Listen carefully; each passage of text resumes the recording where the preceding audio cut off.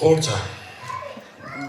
Kam gati 1 muaj në teren dhe po shikoj një Korçë të përgjysmuar, të gjithë janë larguar.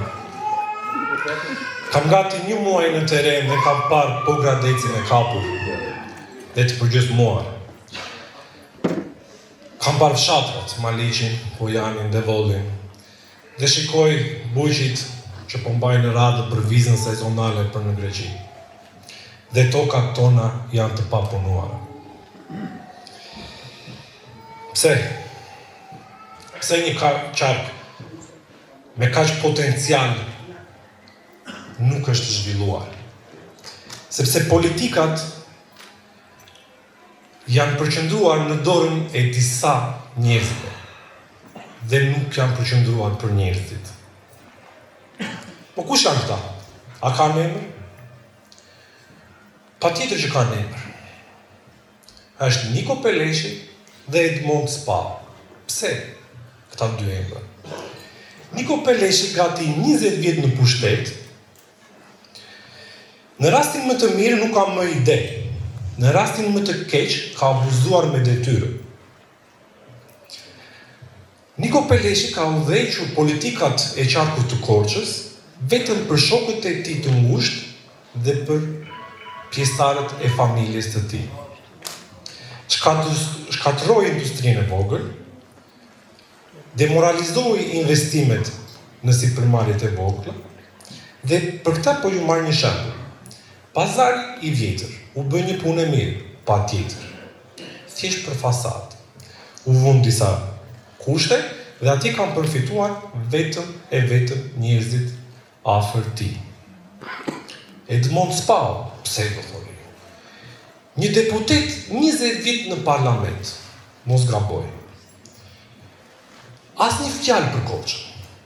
Nuk e ka përfaqësuar në asnjë moment për Korçën. Asnjë kritik, asnjë propozim, asgjë. Dhe është në listat akoma vetëm sepse i shërben interesit të Sali Berishës.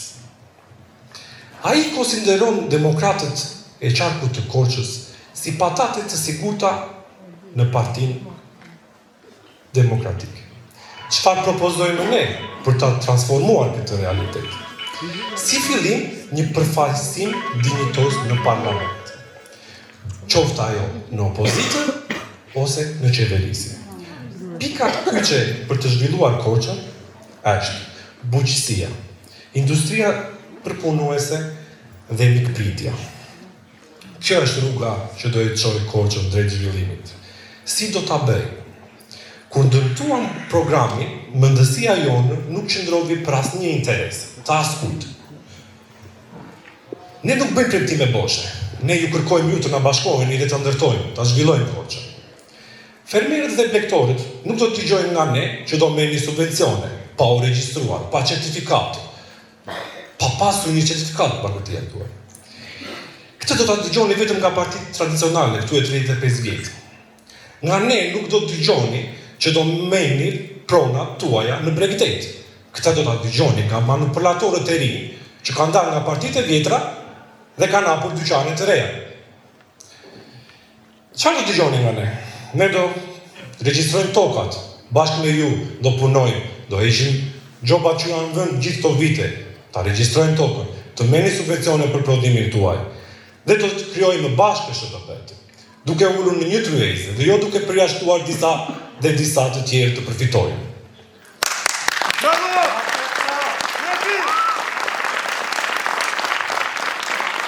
Nëse ju vendosni që ne të jemi në opozitë, ne do të reagojmë bashkë me ju, brenda në parlament dhe jashtë parlamentit. Në qoftë se ju vendosni një moment që ne ta qeverisim Shqipërinë, ne do të cisim tregun të investojmë në industrinë përpunuese, sepse ky qark e ka të domosdoshme industrinë. Por Korça ka dhe një plagë të vjetër, ish minatorët. Ne i përfaqësojmë me krenari ata, jo vetëm në fjalë, por dhe duke propozuar kandidatë në listat tona. Një nga ligjet tona të para që do propozojmë në parlament është statusi i minatorit. E kemi kërkuar atë në protestë. Bravo! E kemi mbrojtur atë Edhe kur kostoja ishte që mediat do na censurojnë. Ne nuk tradhëtojmë kauzat tuaja për disa minuta në media. Nuk do të ndalemi derisa kjo të realizohet. Turizmi do të bëhet mikpritje, rezidenti huaj, pra një qytetarit vëndas, për të festuar së bashku, për të ruajtur natyrën dhe traditën. Ne do të krijojmë alternativën shqiptare. Arsimin do e lidhim me nevojat reale të tregut, bujqësisë, industrisë dhe turizmit. Fëmijët tanë do mësojnë për profesione të dobishme. Por mbi të gjitha, ne nuk do të ndalemi për interesin e askujt. Ne nuk përkullim kokën për para. Ne nuk bëjmë kompromise për pushtet. Erdhi koha të çajë. PS-ja dhe PD-ja janë bashkë. Erdhi koha ne të bëhemi bashkë.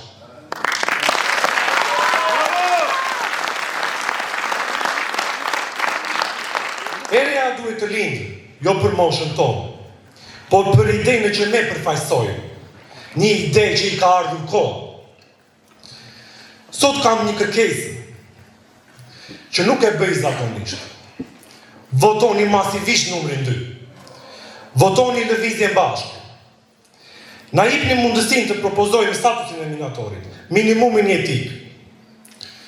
Në qoftë se ju na votoni për opozitë, do t'i vëjmë ata përballë jush, që ju t'i gjikoni.